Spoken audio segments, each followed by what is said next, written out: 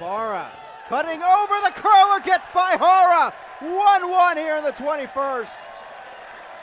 Jesús Ibarra, great finish.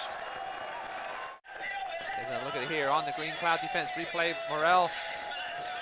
Far too much space given up the middle.